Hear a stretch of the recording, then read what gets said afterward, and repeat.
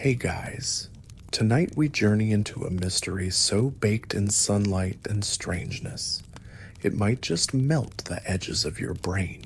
You're standing at the edge of a whisper-thin desert that doesn't show up on most maps, brushing sand off your arms while the wind makes a low, droning sound like a distant trumpet. And in the cellar of a forgotten monastery, behind barrels of rotting fruit wine and cobwebbed hymnals, you've just unrolled a scroll written in trembling Latin. It tells of 500 Roman soldiers who marched out across the sand one bright morning and were never seen again. You probably won't survive this. So, before you get comfortable, take a moment to like the video and subscribe, but only if you genuinely enjoy what I do here. Also, drop your location and local time in the comments. I love seeing where you're tuning in from. Now, dim the lights. Maybe turn on a fan for that soft background hum. And let's ease into tonight's journey together. You nudge open the damp wooden trapdoor with the heel of your boot, lantern light flickering against curved stone walls. Monasteries always smell the same old wax, wet wool, and the dusty sleep of paper. The year is 1347, more or less. A Benedictine monk named Theodoric has just passed, leaving behind a strange reputation for sleepwalking into locked rooms and muttering in something that wasn't quite Latin. His fellow brothers didn't pry, not until now. The scroll is sealed with wax dark red, cracked like dried blood. The parchment itself is brittle, but still legible. You can almost hear the voice of its writer as you read aloud, slow and uncertain. They marched not west, nor east, but south, into a place the sun cracked in half. The legion vanished, but the desert did not. It waits, humming like an empty bowl. Okay, that's definitely not scripture. There's a map, too, sketched in charcoal. It shows a landscape you recognize, but not exactly. A nearby river winds through farmland, and yet here, a jagged blot of desertum phantasma carves a wedge into reality. The monk has scribbled something near the margin deditio. Somnus, iterum, surrender, sleep. Again, fringe historians love stories like this. Some say it's metaphor Theodoric, writing about a moral fall or divine punishment, using the Romans as an allegory. But others point out something weirder. The scroll references the lost ninth, a real Roman legion that disappeared around 120 CE. Only they disappeared in Britain, not Central Europe. Unless they didn't, you feel the monk's strange pull, so you decide to follow the map, leaving the monastery and crossing foggy lowlands into what modern GPS swears is just a wheat field. The sun is low, the breeze is warm, and for a moment, you almost forget how weird this is. Then you see it, a faint line in the soil, too straight to be natural, a path, like maybe a Roman road, long buried under time and plowshares.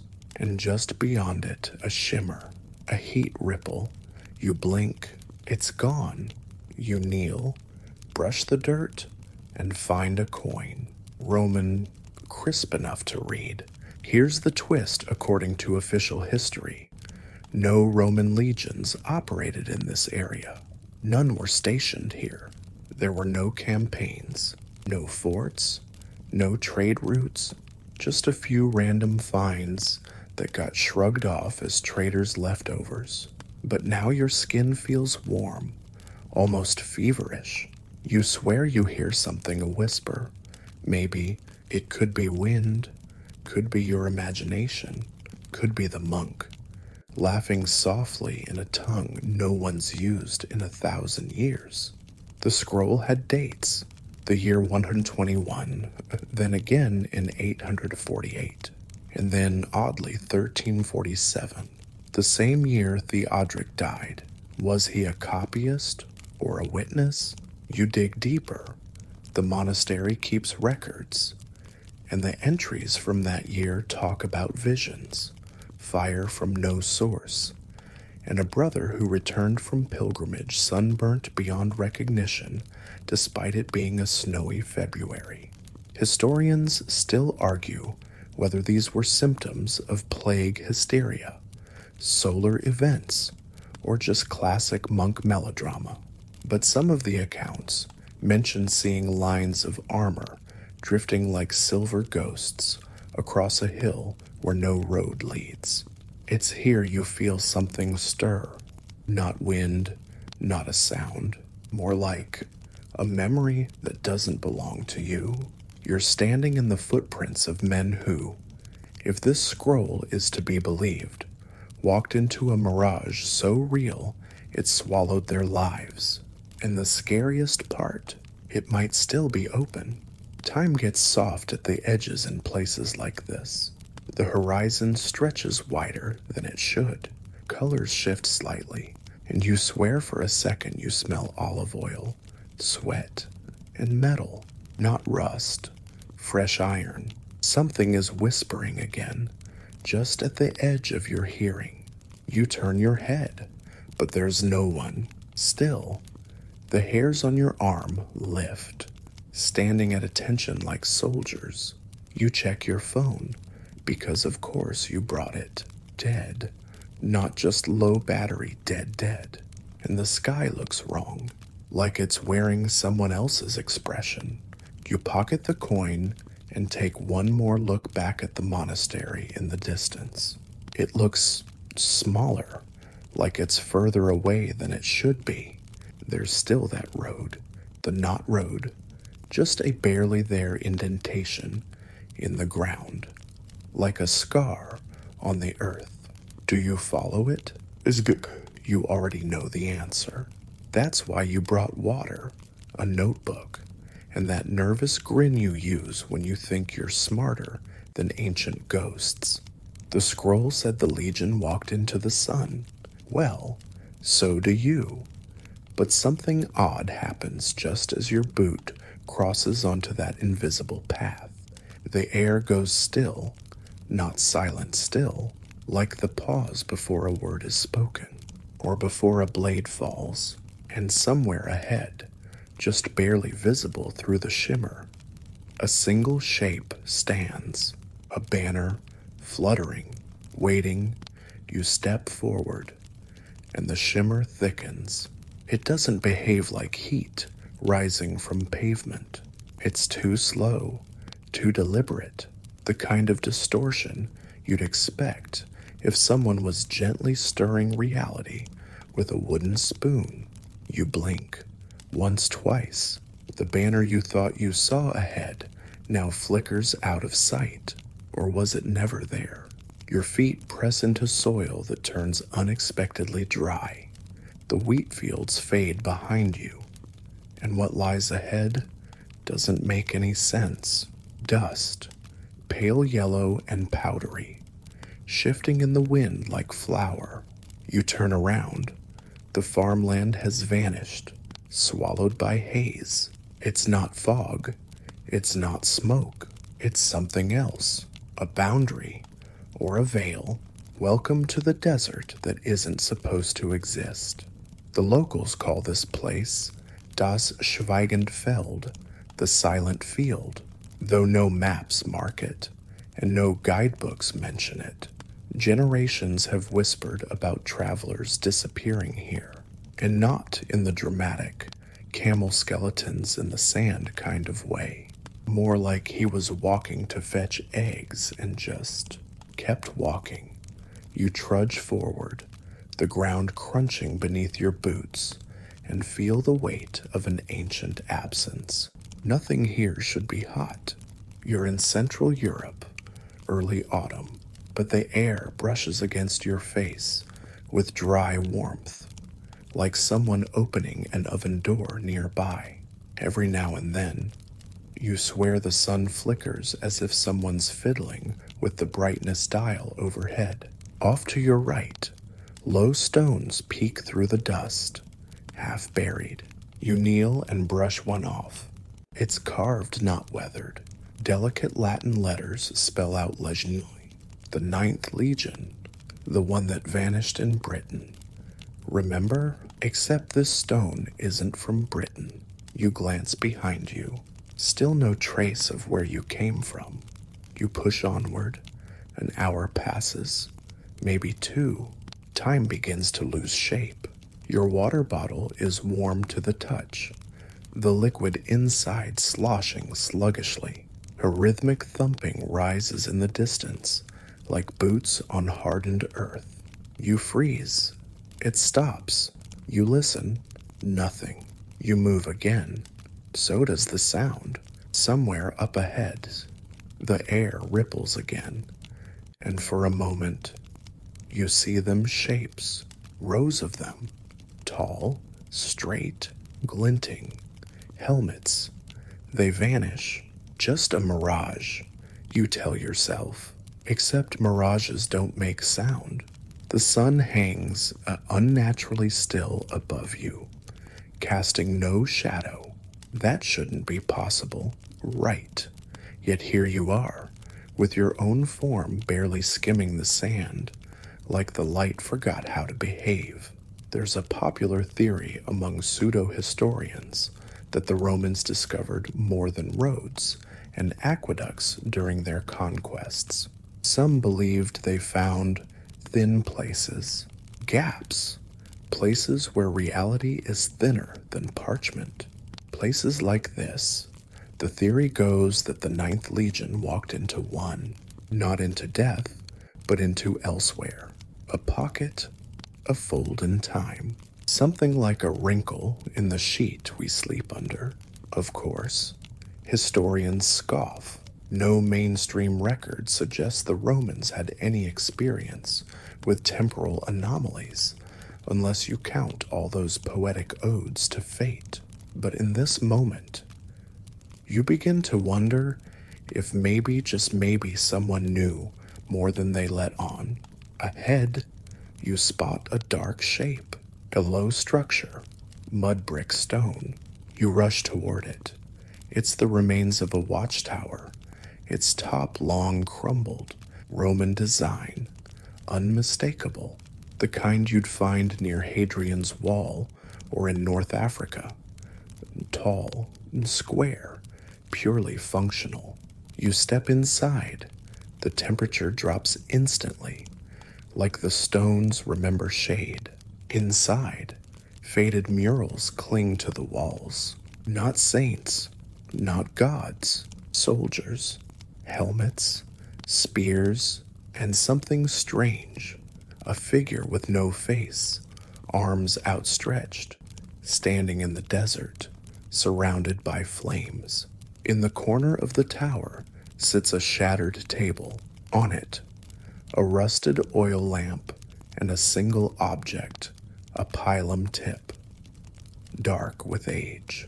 When you pick it up, a puff of warmth shoots through your fingers.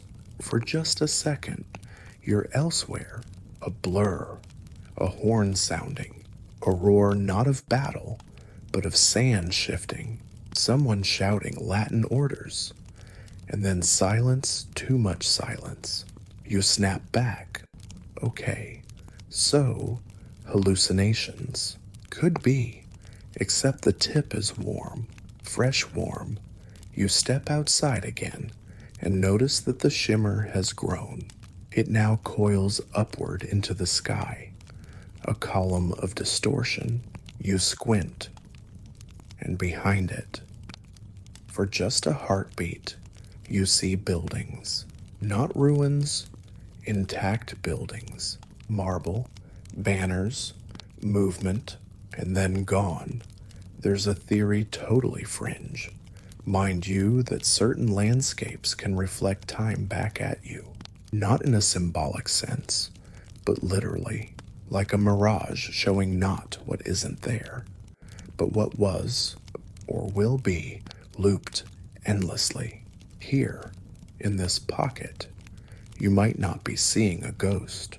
You might be seeing a loop, a moment stuck. 500 soldiers marching forever. But where are they now? And if time is stuck, what happens if you get stuck too? You press forward, deeper into the shimmer. The sun doesn't move. The wind doesn't blow. Even your heartbeat seems louder than usual. Then you hear it again. That thumping, closer now. You drop into a crouch behind a rock.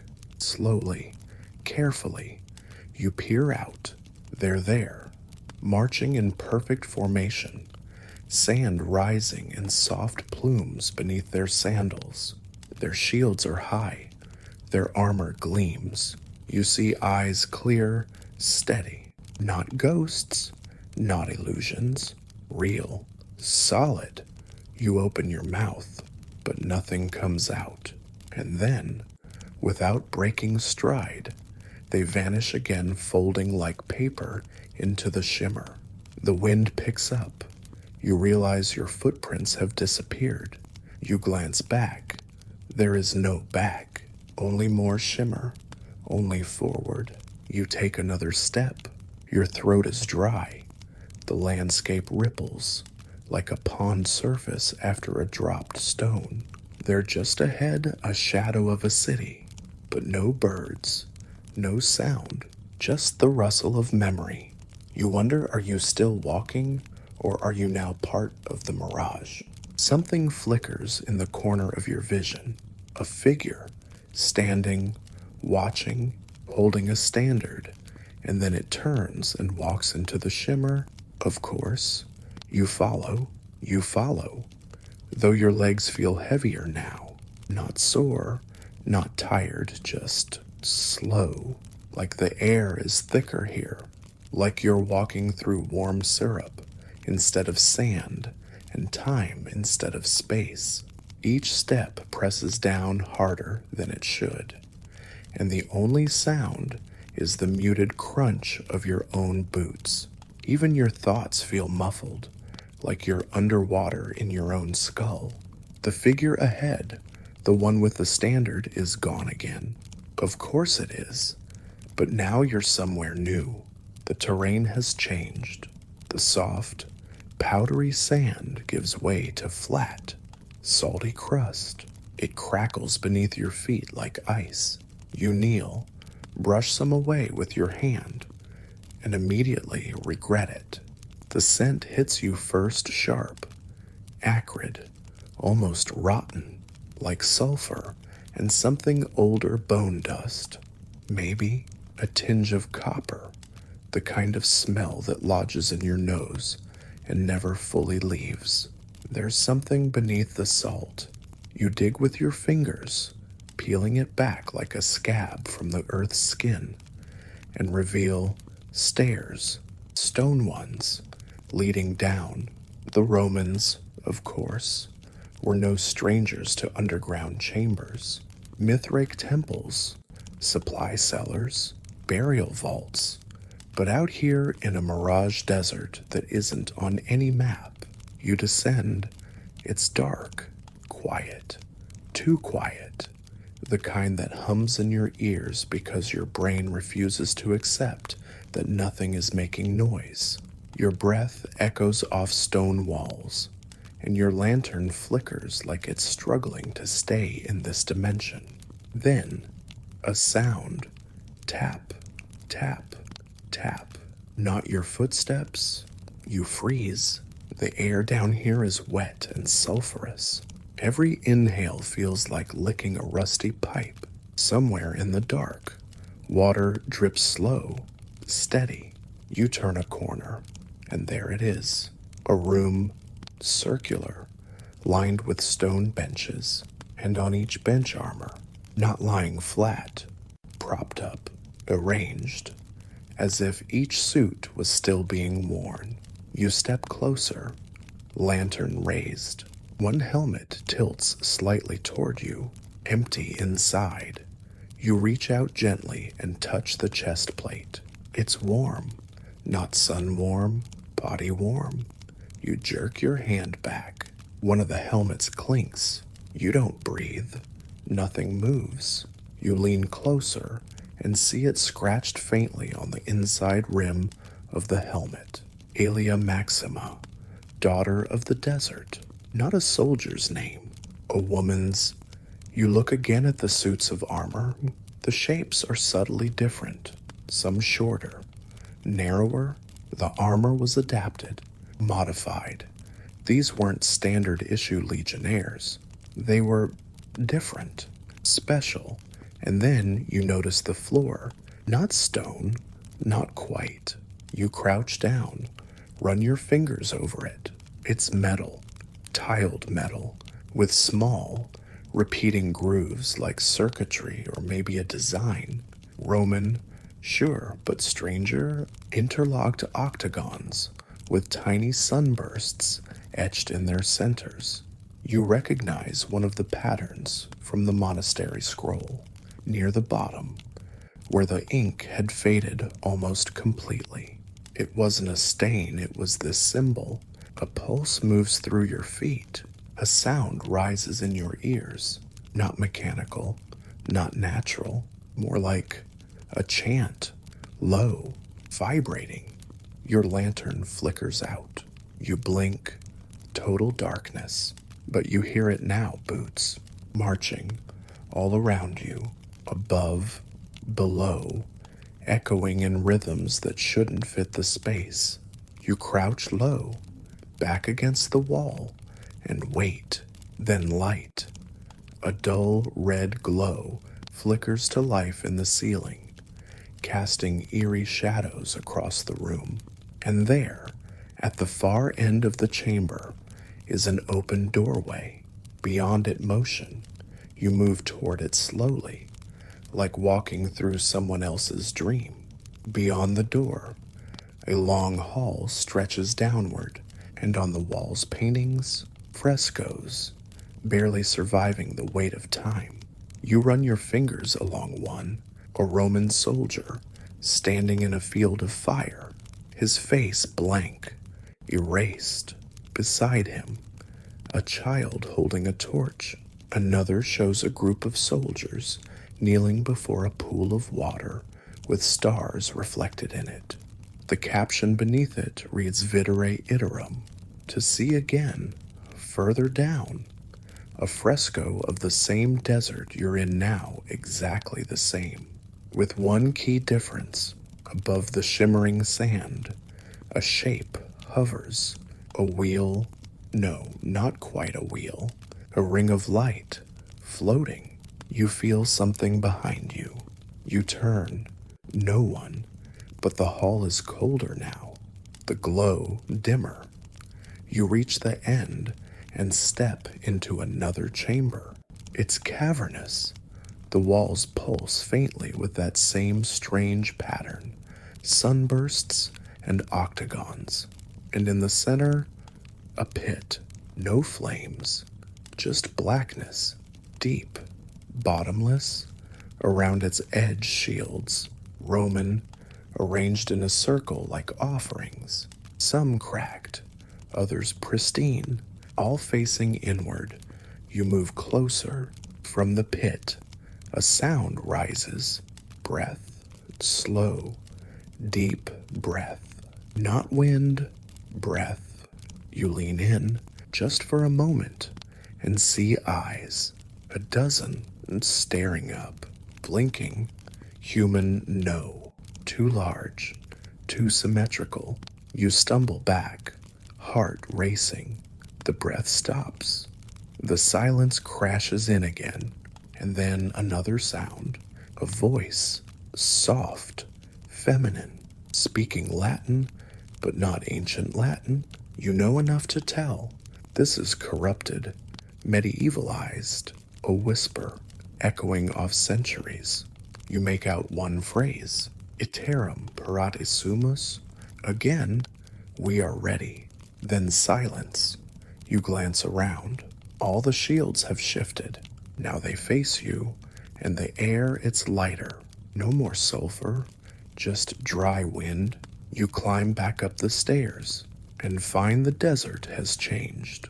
It's darker now. The sky is redder, the shimmer thicker. But one thing hasn't changed. Ahead, the marching sound, and now it's coming straight toward you. You have seconds to run, to follow, or to kneel. You choose, but something tells you whatever you do next.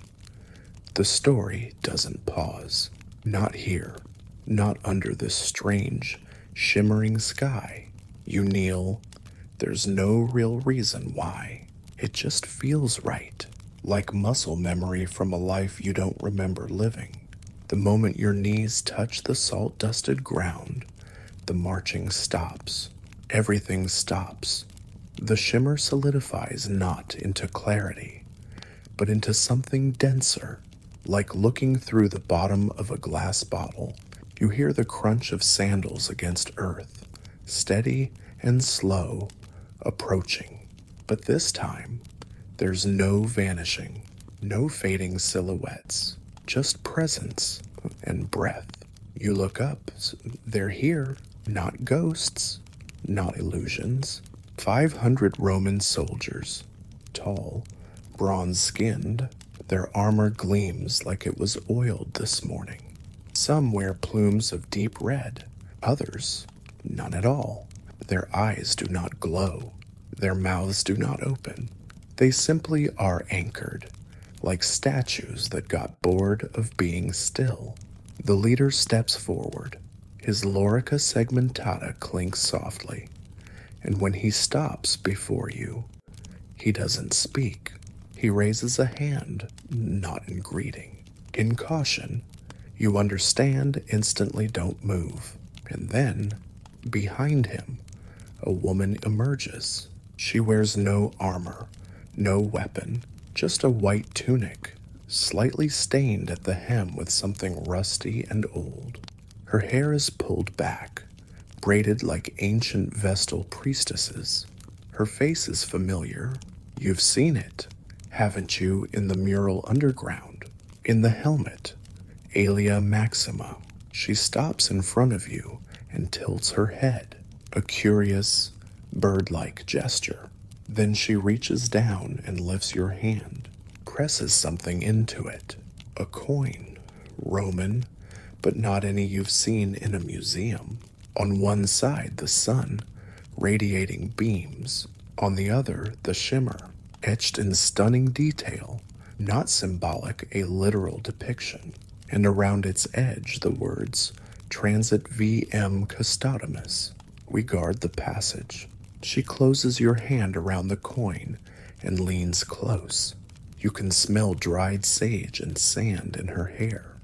You're out of phase, she whispers in near-perfect Latin, but not lost. You blink, and she's gone. The soldiers, too, vanish not like dust, but like tape rewinding, pulled backward through space.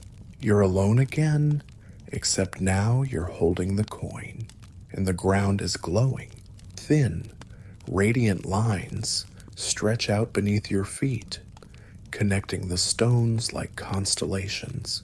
One path glows brighter than the rest, pulling your attention. You follow it. The shimmer parts before you like it recognizes your footsteps.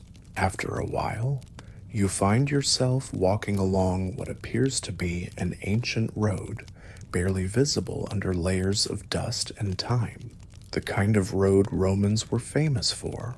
Straight, unyielding, but this one curves ever so slightly, as though it's avoiding something no longer visible. And that's when you see it. A stone arch, tall, worn, covered in lichen, that shouldn't survive in this climate. It bears the inscription Porta Iterum, the gate of again. You step through, and the world shifts, not in a cinematic flash or dramatic boom, just a feeling, a brief flicker in your chest, like deja vu nested inside a sigh. You're still in the desert, but now it feels different, crisper, less surreal, and then you see the settlement. Low stone buildings, a few columns, Roman design, but mixed with something else.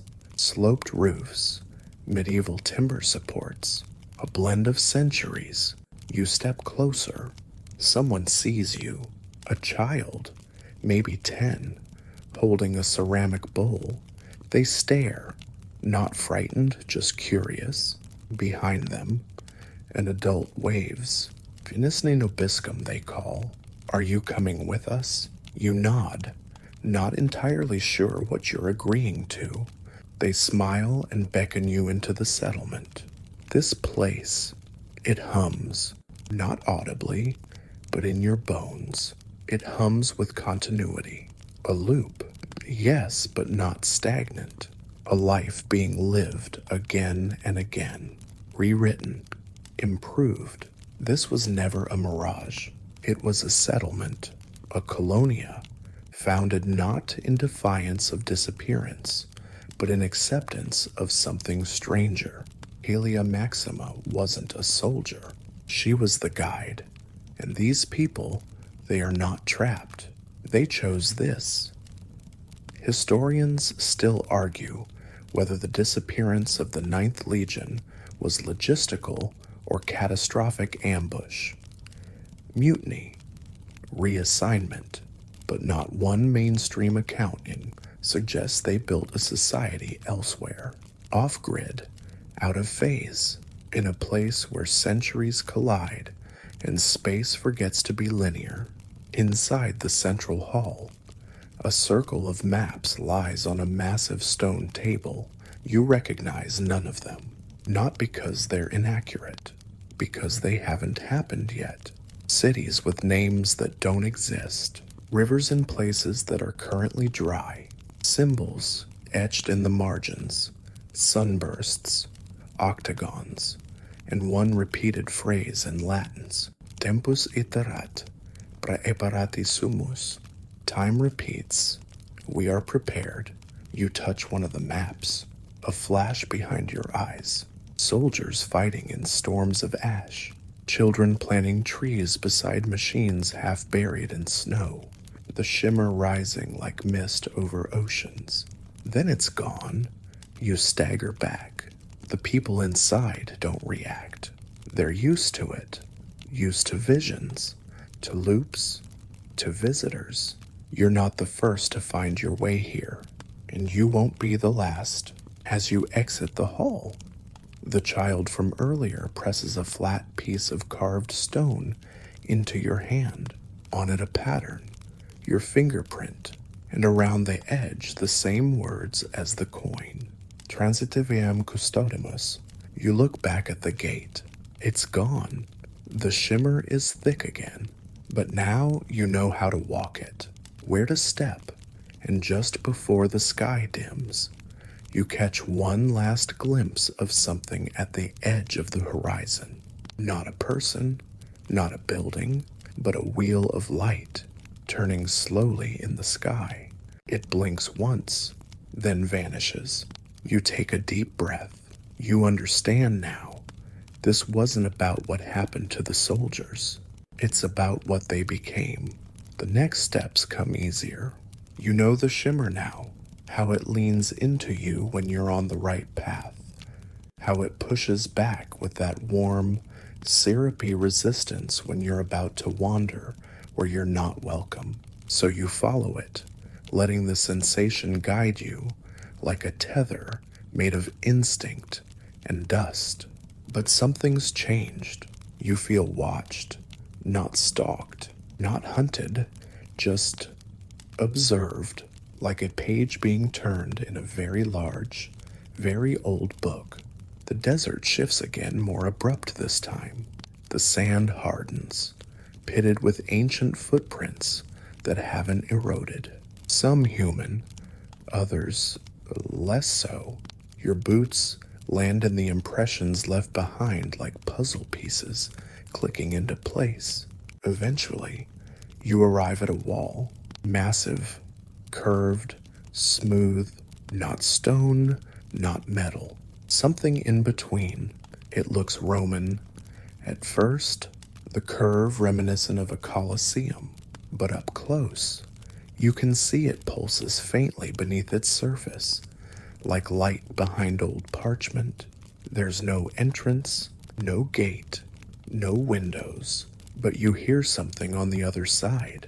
Music, a lyre, maybe, soft, repeating, and underneath it a rhythmic tapping, mechanical, hypnotic. You walk the perimeter, fingers brushing the surface, and then the coin in your pocket hums. You pull it out, hold it to the wall. It slides from your fingers, not dropping but melting inward. The wall ripples, and a seam appears. You step through. On the other side is light, blinding, artificial light, not fire, not torch, more like hospital lighting, sterile and humming. Despite no visible fixtures, you blink until your eyes adjust. The room is circular, like everything else here.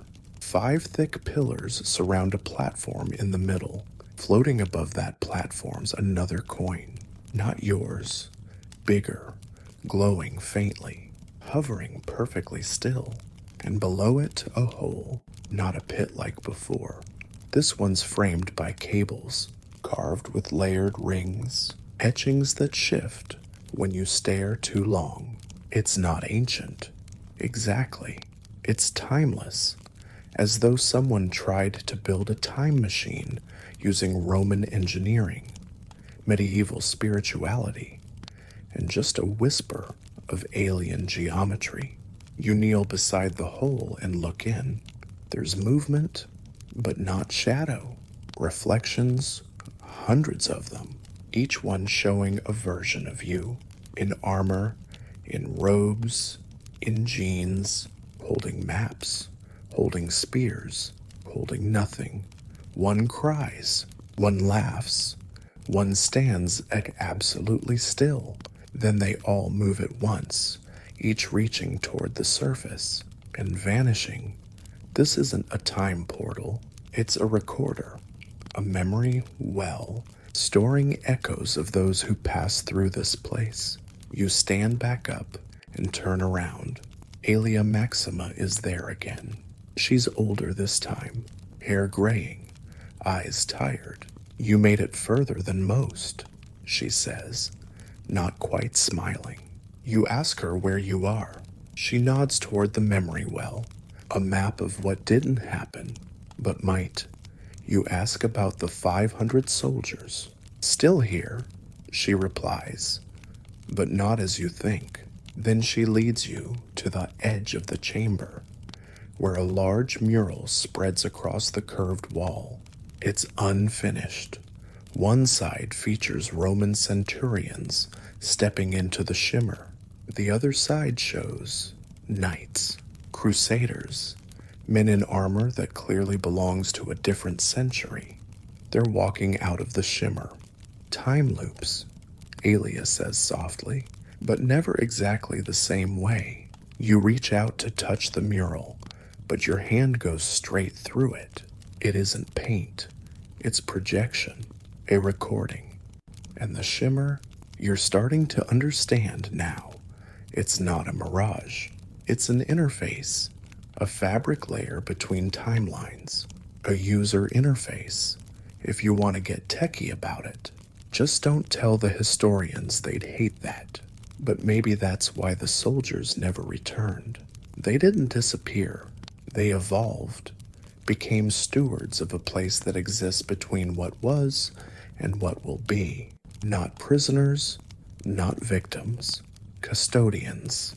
Time doesn't spiral or loop here. It braids. Each strand touches the others, interacts, leaves behind traces, like those footprints in the sand, preserved across centuries, or those echoes in the well, blinking back at you with eyes too tired for one lifetime. Historians still argue whether the Ninth Legion vanished during a campaign in Caledonia, absorbed into the misty wilds of northern Britain. Some say they were reassigned. Others insist they were slaughtered to the last man. But they're all missing one wild possibility.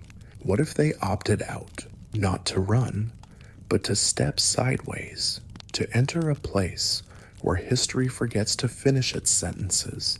Back in the memory well chamber, Alia hands you something new. Not a coin this time, a scroll, modern paper, Roman handwriting. On it, traveler, if you find the shimmer again, we ask only one thing, do not close it. The world will need it again soon. You look up, she's gone. No footsteps, no farewell. Just gone. You tuck the scroll away and step back through the wall, out into the desert that no longer feels empty. The sky is deep violet now, and overhead something orbits, a wheel of light, slow, patient, watching. You feel the coin warm again in your pocket, and for a second, you understand what Alia meant. You're not supposed to explain this place. You're just supposed to remember, so that when it calls again, you'll know where to walk. And maybe next time, you'll stay. The shimmer closes behind you like a sigh.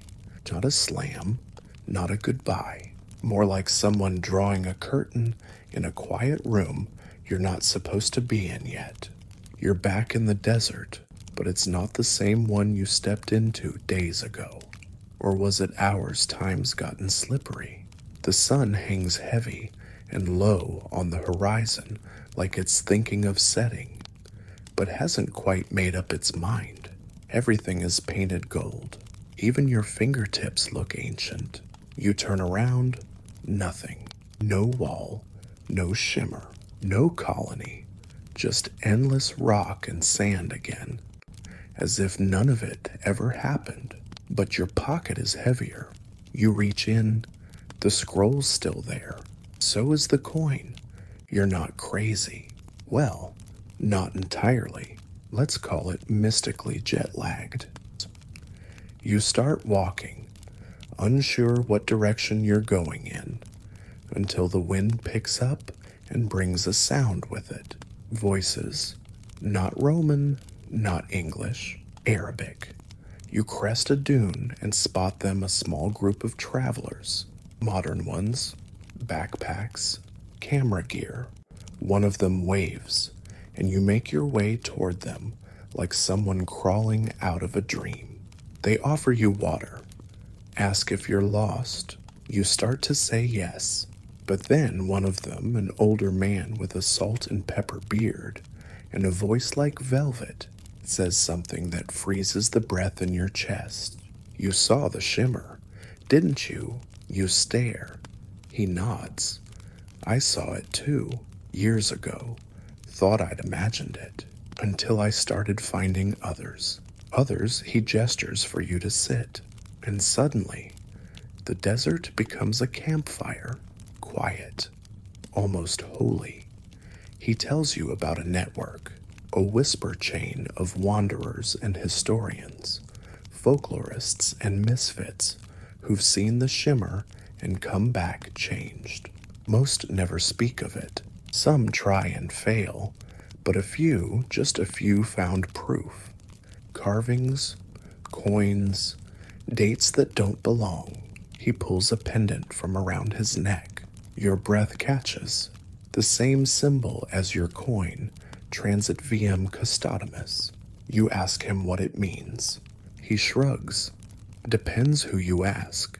We guard the passage is the simple version, but there's a deeper one. We watch over what time forgot. You show him your coin. He studies it, reverently, like you just pulled a sword from a stone. Then he says something you didn't expect. We think the Romans weren't the first. You pause. What he nods, eyes glinting in the firelight. There are older signs, much older, cave markings in southern Tunisia, a site in the Sinai Peninsula, even petroglyphs in Nevada that match shimmer geometry. You blink. You're saying this goes back before the Ninth Legion, way before. He says they were just the first military unit to vanish into it. But before them, priests, monks, wanderers, people who walked between moments. They didn't vanish, they relocated.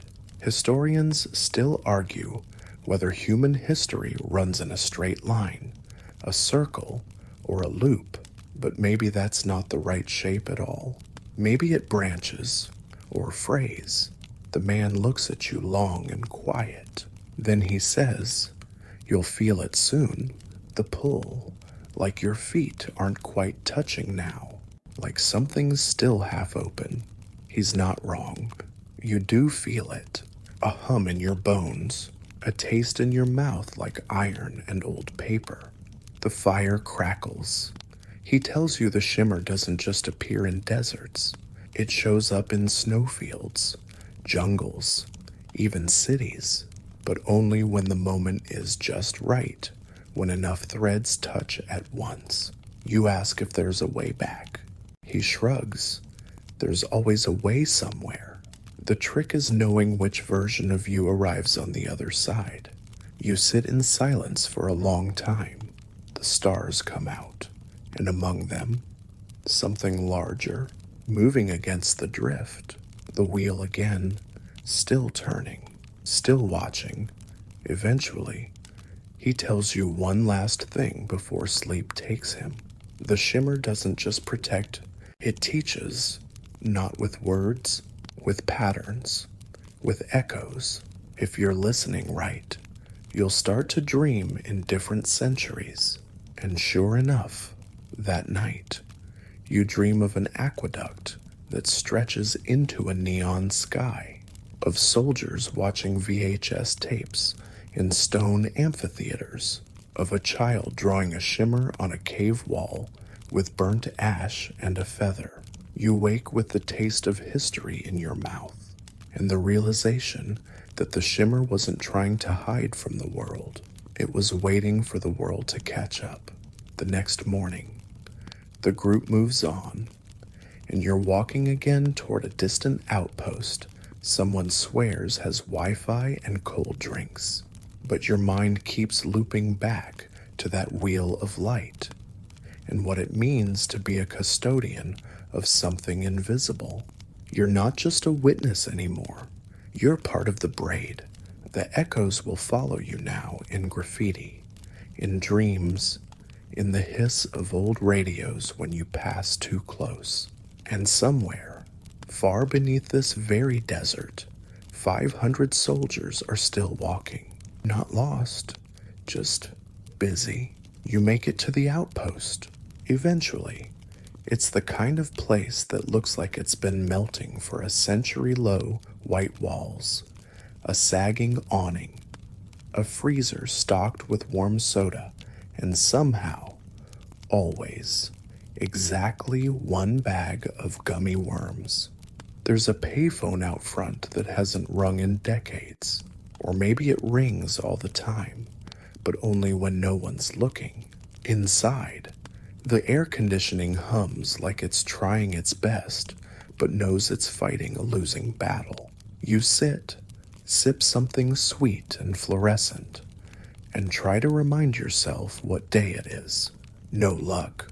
A small TV mounted above the counter plays a documentary on mute. Something about Roman ruins. You squint at the screen, and there they are, the Ninth Legion, marching in grainy reconstructions, armor clinking, standards raised. The narrator's lips move with great seriousness, but you can't hear a word. You half laugh. You want to tell them they got it all wrong.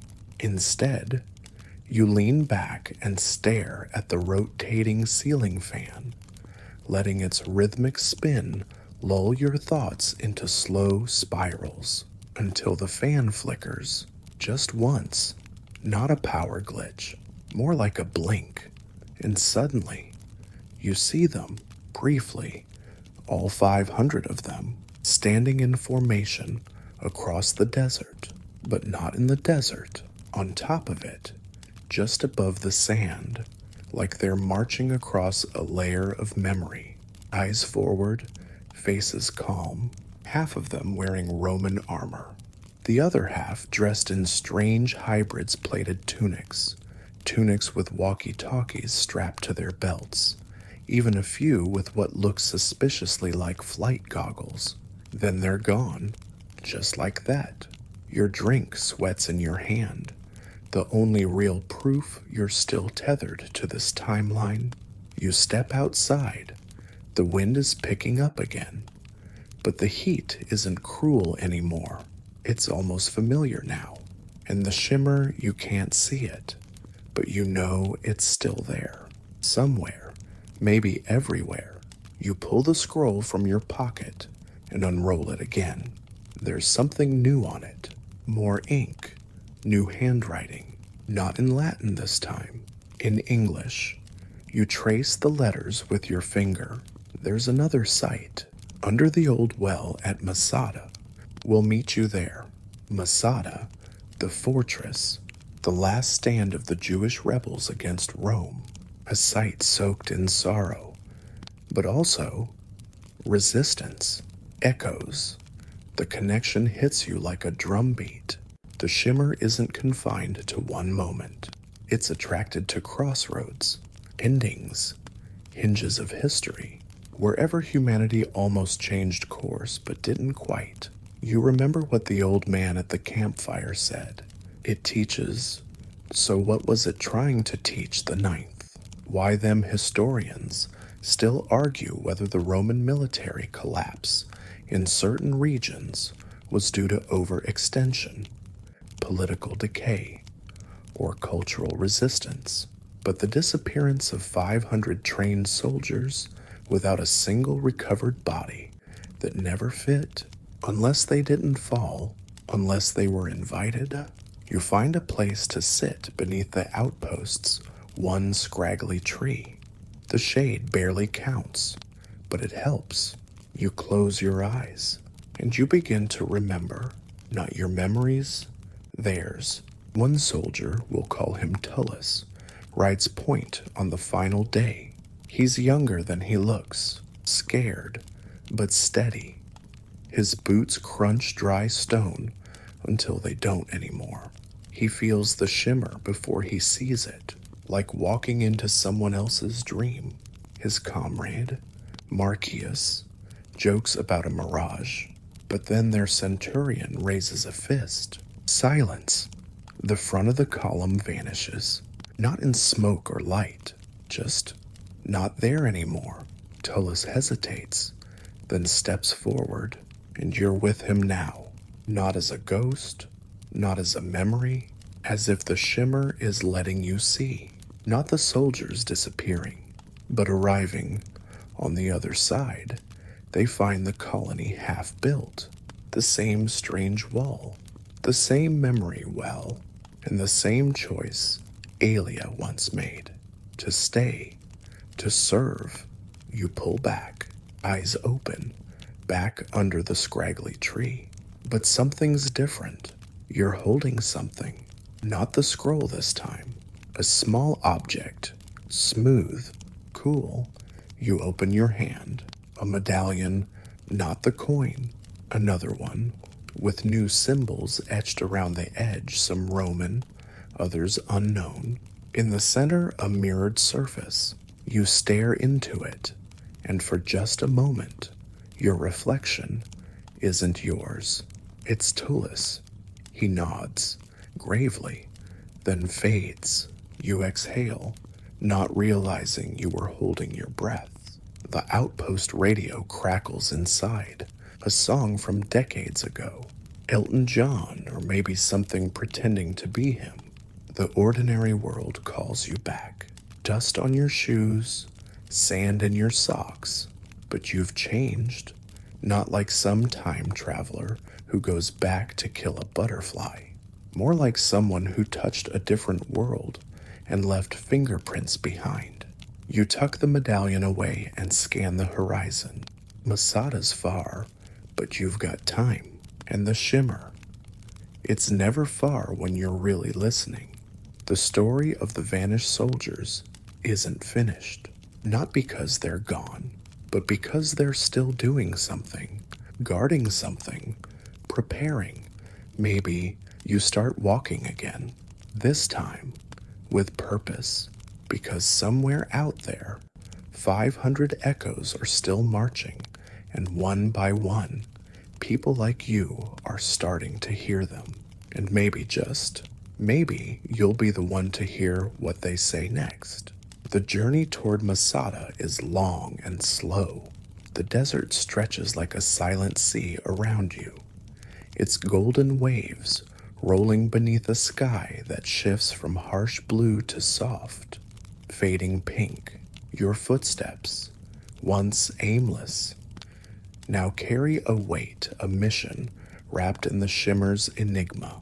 As you trudge onward, you realize the desert is no longer just a landscape. It's a living archive, each grain of sand a letter in a story that refuses to be forgotten. The wind hums around you, whispering secrets you half understand, half dream. You remember the medallion in your pocket, cool against your palm, its mirrored surface reflecting not just your face, but flickers of others Roman soldiers, medieval knights, distant ancestors you never met but somehow know. The path to Masada is littered with traces of time's odd fingerprints. You pass ruins of settlements, long swallowed by the desert, stones inscribed with cryptic symbols that seem to pulse faintly in the twilight. You feel the hum again, low and steady, like a heartbeat beneath the earth. At night, you camp under stars that seem impossibly close, diamonds scattered on black velvet. The silence is profound, broken only by the crackling of your fire and the distant call of a desert fox.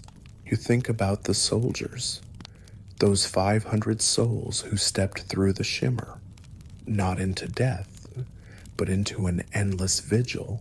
Historians still argue whether the Ninth Legion ever truly disappeared or were simply lost to poor record-keeping and myth. Some insist their fate was sealed on the battlefields of Caledonia. Others propose they integrated into local tribes, disappearing through assimilation. But none have accounted for the possibility of a deliberate vanishing, a choice to step into a timeless guardianship. As you near Masada, the air changes. It thickens with the scent of ancient stone and desert sage. The fortress looms ahead, a silent sentinel on its plateau, weathered by centuries, but resolute. You climb the rocky path, each step echoing in the stillness. At the summit, the old well awaits. It's deeper than you expected, its walls slick with the residue of ages. You peer down, the darkness swallowing your gaze. Suddenly, the shimmer flickers barely visible, like heat waves on a summer road. You lower the medallion into the well, watching as it catches the faint light and begins to glow softly. The walls pulse in response, and the air vibrates with a low hum. You step back, heart pounding. Then, the shimmer expands, not just in the well, but around you, enveloping the entire fortress in a ghostly veil of light and sound. You hear distant echoes of marching feet, the clang of armor, the murmurs of prayers in languages long silent. You close your eyes and let yourself be carried by the sensation, time folding over itself, layers intertwining like the threads of a tapestry. Within the shimmer, the past and present coexist. You see the soldiers again, standing not as lost men, but as timeless custodians, their duty extending beyond the battlefield to the protection of the very fabric of history. They watch over moments where timelines might fray, where history might be rewritten or forgotten. They guard the invisible seams of time, ensuring the stories that matter remain intact. You feel a deep, almost overwhelming sense of awe and loneliness, the weight of endless vigilance. It's a sacrifice, yes, but also a profound purpose. When the shimmer fades, you are left alone with the desert night, the stars now softer, the wind gentler. You sit quietly, absorbing the enormity of what you've witnessed. The story of the vanished soldiers is no longer one of mystery or loss. It is a story of choice, duty, and the unseen guardianship that spans centuries. You rise, the medallion warm in your hand, and begin your descent from Masada. The desert stretches ahead, vast and unknowable, but now it feels less like an endless expanse and more like a living, breathing chronicle. As you walk, you carry with you the knowledge that some stories don't end, they echo through time, waiting for the right ears to listen. The shimmer will call again, and when it does, you will be ready. The story is over. See you tomorrow night. Sweet dreams.